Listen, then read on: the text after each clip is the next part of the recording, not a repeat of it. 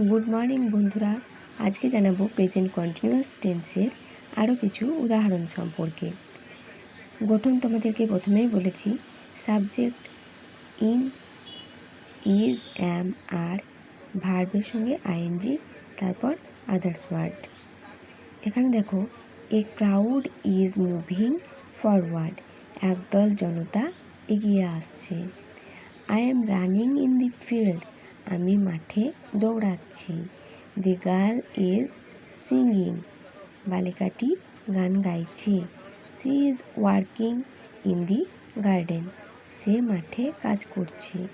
They are watching TV, তারা TV দেখছে।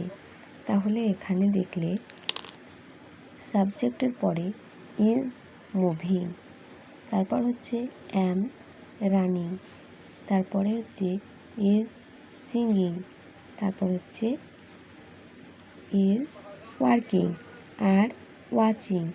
সবগুলোতে অ্যাম, ইজ, আর, তারপরে ভার্বের সঙ্গে আইএনজি যোগ হয়েছে।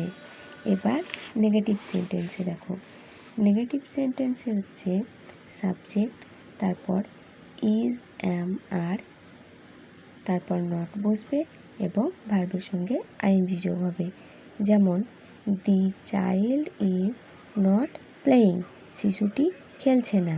আই এম নট কামিং, আমি আসছি না। দে আর নট রিডিং, তারা পড়ছে না। তাহলে এখানে is not playing, am not coming, are not reading. এইভাবে তোমরা তৈরি করবে প্রেজেন্ট কন্টিনিউয়াস টেন্সের নেগেটিভ সেন্টেন্স।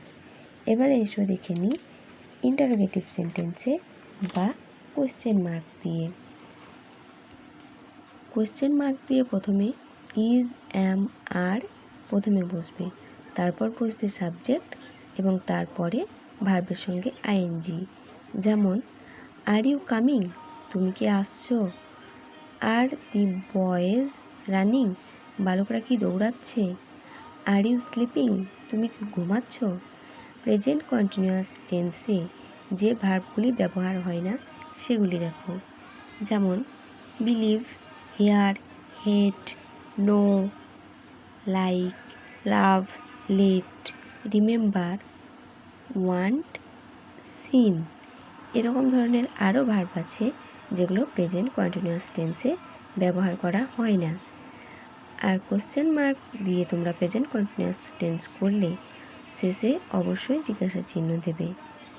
তাহলে জানলে প্রেজেন্ট কন্টিনিউয়াস টেন্সের আরও কিছু উদাহরণ।